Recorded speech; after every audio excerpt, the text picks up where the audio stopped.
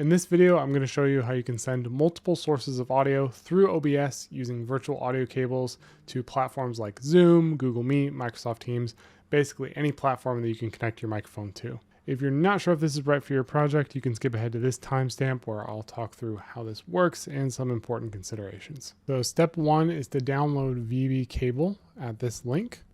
This link will be on screen, also be in the description.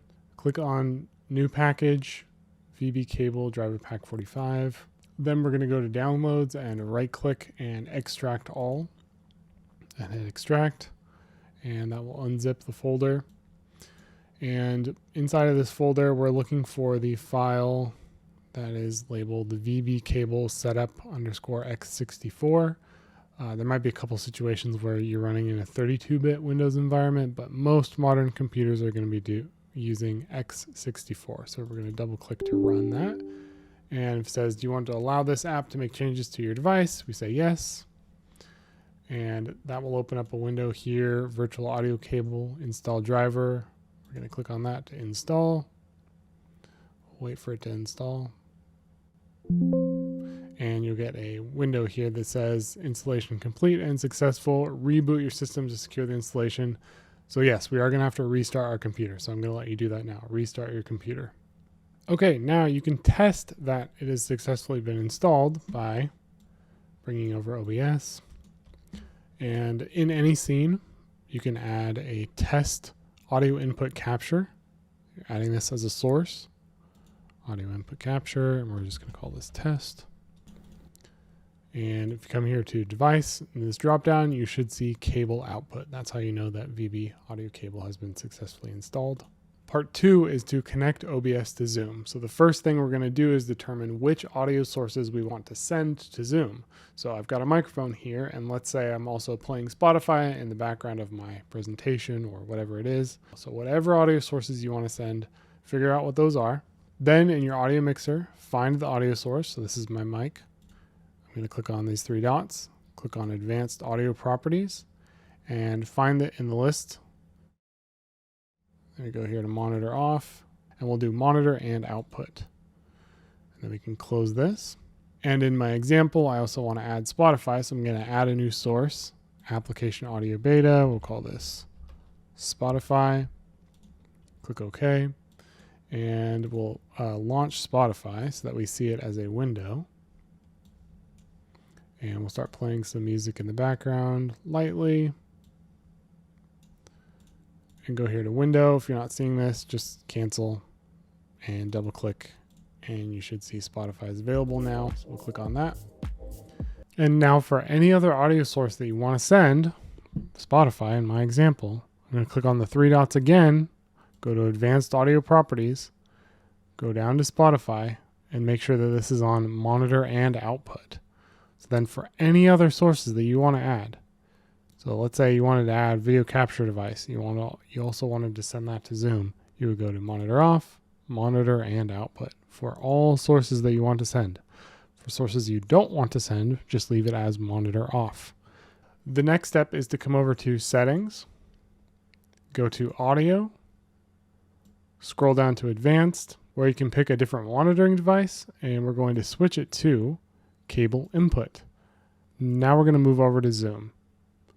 So first of all, open the Zoom home window, click on your icon up here at the top, go down to Settings, and in Audio, we're going to scroll down, and we want to make sure that Zoom background noise removal is off, because what most likely is going to happen is that's going to suppress your other audio sources except for your mic. So I'll come down here to Original Sound for Musicians. Make sure that high fidelity music mode is turned on if you're using music, and that stereo audio is turned on as well. Then we'll close settings and we'll launch a new meeting. Okay, so we'll join as usual. Right now, the microphone is set to my normal Shure microphone. What we need to do is switch it to cable output. And you can see down here, it is still monitoring my audio. It's coming out of the cable output. And if we play a little bit of Spotify, we turn that up, we'll see So that's getting picked up in the audio as well, and the little audio meters down here in the bottom left-hand corner. So I'll stop talking for a second so you can see that.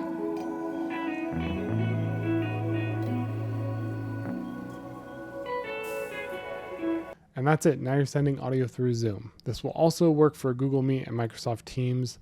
Those settings about original music for musicians probably is a little bit different. I know Google Meet doesn't have that. I think it will just play the music without having to change any of those settings.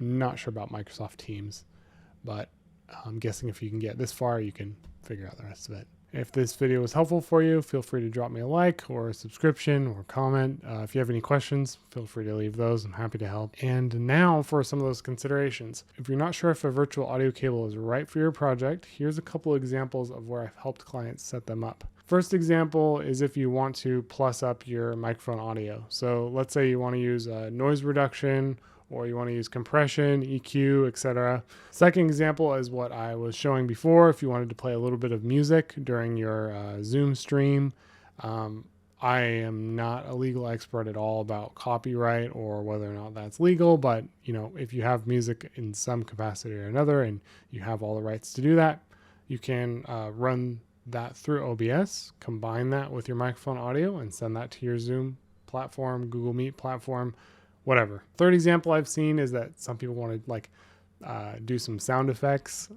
like in the middle of their presentation or their live event that they're running on Zoom.